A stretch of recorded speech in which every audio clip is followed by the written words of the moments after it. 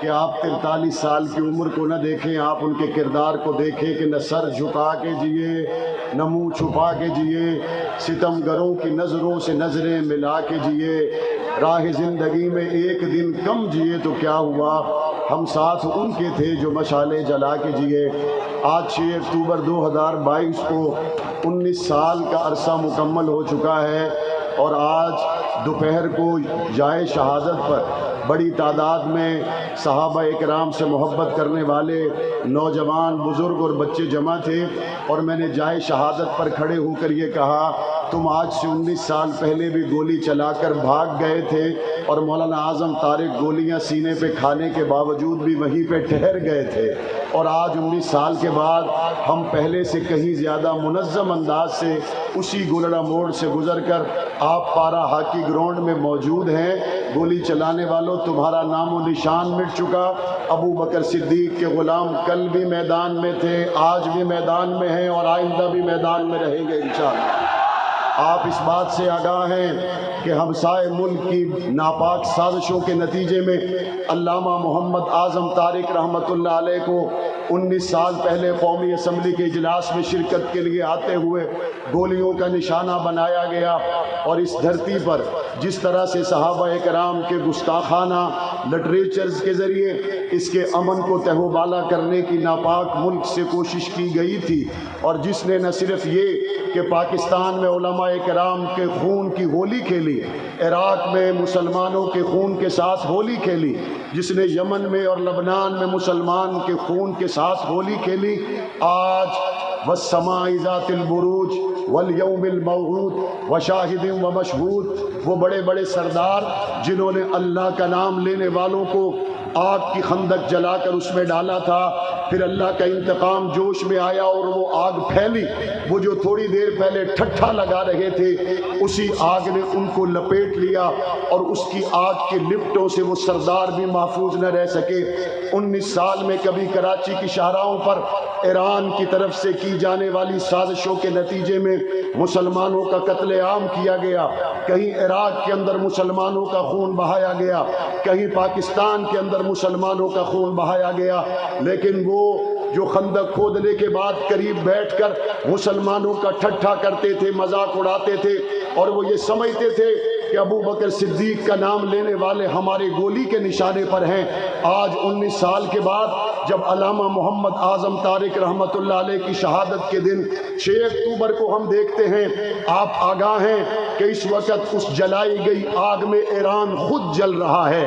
اس وقت اس جلائی گئی آگ میں تہران خود جل رہا ہے، اور وہاں پر صرف اہل و سنت پر ہونے والے مظالم نہیں، تہران میں مولانا عبدالحمید کے مدرسوں پر ایرانی دہشت گرد فورسز نے بمباری کی، جس کے نتیجے میں 200 سے زائد مسلمان شہید ہوئے، ہسپتالوں میں علاج کروانے کی جگہ ختم ہو گئی، لوگ اپنے زخمیوں اور شہداء کو اٹھا کر اپنے گھروں میں لے آئے، اور اس کے نتیجے میں اٹھنے والی آواز آج صرف وہاں پر رہنے والے اہل و سنت کی نہیں ہے، بلکہ آج سکاف کو بیس بنا کر جو ریاستی سطح پر دہشت گردی کی جا رہی ہے، اسلام آباد کے لوگوں اس بات کو ذہن میں رکھیے گا، وہاں کے لوگوں کو نقاب سے مسئلہ نہیں ہے، وہاں کے لوگوں کو پردے سے مسئلہ نہیں ہے، وہاں کے لوگوں کو پرابلم ہے تو سب سے بڑی یہ ہے کہ اسلام کے نام پر وہاں پہ بدماشی کی جا رہی ہے، وہاں کے لوگوں کا سب سے بڑا مسئلہ یہ ہے کہ وہاں پر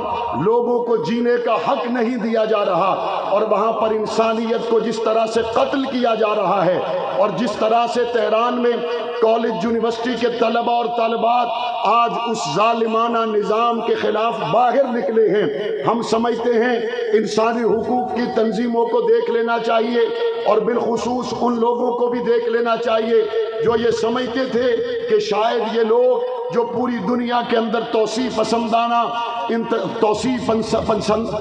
پسندانہ اقدام کر رہے ہیں، اس کے نتیجے میں شاید کوئی امن پیدا ہوگا، شاید اس کے نتیجے میں کوئی بہتری پیدا ہوگی، آج ان کے ملک میں لگنے والی آگ نے اس بات کو ثابت کر دیا، وہ نہ توسیع پسندانہ عزائم میں امن کے داعی تھے، نہ کل وہ امن کے ساتھ تھے، نہ وہ آج امن کے ساتھ ہیں، اور انشاءاللہ ثم انشاءاللہ وہ وقت آئے گا جب علماء کرام کے خون کی برکت سے بالآخر شہداء کے خون کے رد عمل میں پیدا ہونے والی یہ آگ کی لپٹوں میں خمینی کا وطن زمیں بوس ہوگا انشاءاللہ، خامنائی کا وطن زمیں بوس ہوگا انشاءاللہ، پوری دنیا میں اہل و سنت کے خون کے ایک ایک قطرے کا حساب ہوگا انشاءاللہ۔ میں پاکستان کے اندر ان چبوتروں کو ممبر کا نام دینے کے لیے تیار نہیں ہوں جن چبوتروں کو ممبر کا نام دیا گیا، اور ان چبوتروں کو ممبر کا نام دے کر وہاں صحابہ کرام کی گستاخیاں کی گئی۔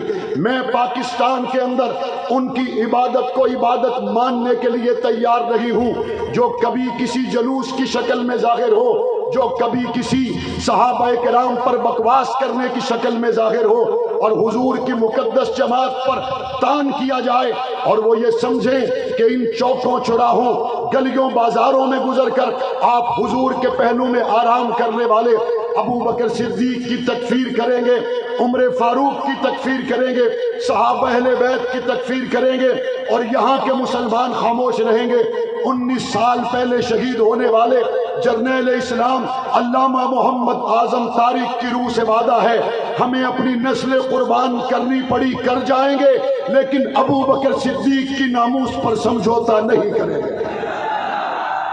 اور میں اس سے بڑھ کر یہ بھی کہنا چاہتا ہوں، پاکستان کے اندر آپ دیکھ رہے ہیں موجودہ عدالتی نظام سے ان تمام لوگوں کو ریلیف مل رہا ہے جن کے اوپر اربوں روپے کے کرپشن کے کیسز سے۔ پاکستان میں ان لوگوں کو ریلیف مل رہا ہے جن کے اوپر اربوں روپے کے بے نامی اکاؤنٹس کے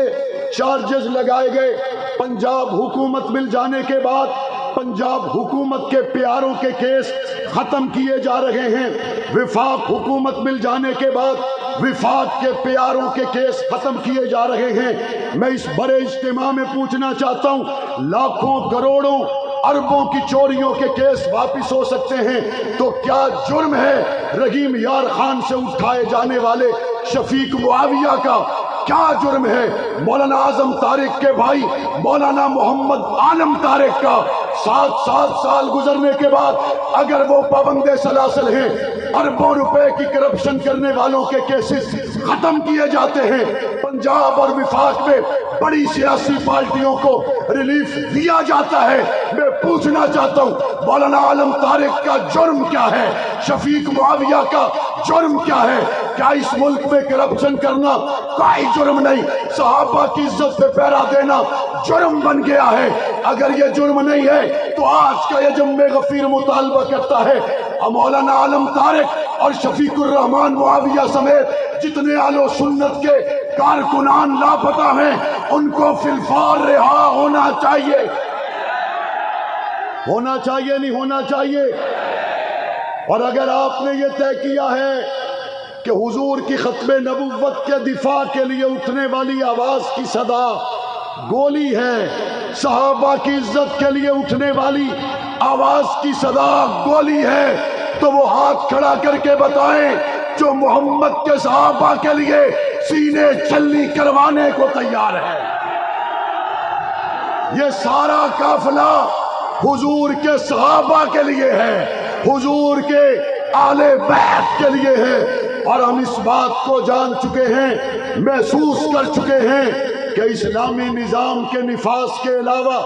اس ملک کی ترقی کا کوئی راستہ نہیں ہو سکتا۔ جو آتا ہے وہ کہتا ہے وہ جناب پچھلے نے کرپشن کی، وہ پچھلے نے کرپشن کی، وہ پچھلے نے کرپشن کی۔ میں اس پہ تبصرہ کرتے ہوئے صرف اتنا کہنا چاہتا ہوں، تمہارے اور ہمارے درمیان میں فرق یہ ہے تم امریکہ کا خط جیب میں رکھتے ہو، ہم امریکہ کو جوتے کی نوک پر رکھتے ہیں۔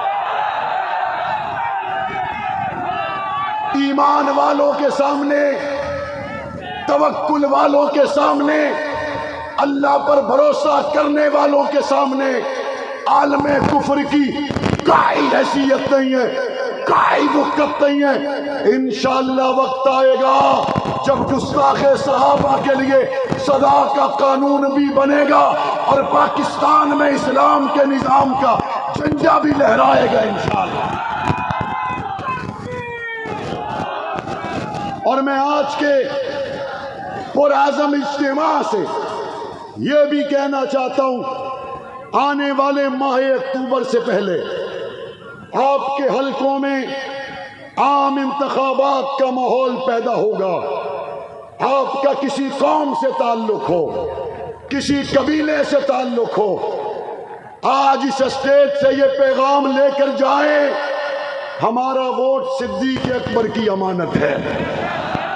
ہاتھ کھڑا کر کے بتائیں, صدیق اکبر کی امانت ہے یا نہیں ہے؟ فاروق اعظم کی امانت ہے یا نہیں ہے؟ آج کے جوان سے کہنا چاہتا ہوں, پھر ذات, قوم, قبیلہ, برادری بعد میں ہوگی. لعنت بھیجتے ہیں ایسے شخص پر جو حضور کی عزت کی بات نہ کر سکے, صحابہ اہل بیت کی عزت کی بات نہ کر سکے. ووٹ اسی کو دیں گے جو گل ختم نبوت کے گانے جانتا ہو. آج کے جوان سے کہنا چاہتا ہوں, اٹھ شیر مجاہد ہوش میں آ, تعمیر خلافت پیدا کر. کیوں فرقے فرقے ہوتا ہے, اب ایک جماعت کو پیدا کر تو بھی ترقی دنیا میں. اسباب تجارت پیدا کر, قارون کی دولت ٹھکرا دے, عثمان کی دولت پیدا کر. اسلام قدم تو بڑھتا ہے, کفار سے پھر کیوں ڈرتا ہے؟ یا تو اسلام کا نام نہ لے یا شوق شہادت پیدا کر, اور دل سے یہ کہہ کر آ, گھبرائے نہ, حالات بدلنے والے ہیں. جو کانٹے بن کر آئے تھے وہ لمحے ٹلنے والے ہیں. مظلوموں کی آہوں نے شولوں کی ردائیں پہنی ہیں. یہ جال قفس سیادوں کے اب سڑنے گلنے والے ہیں. ہمت لگی طوفانوں میں, جذبوں کو ہمارے چھین سکے. جتنا ہم سے الجھو گے ہم اور مچلنے والے.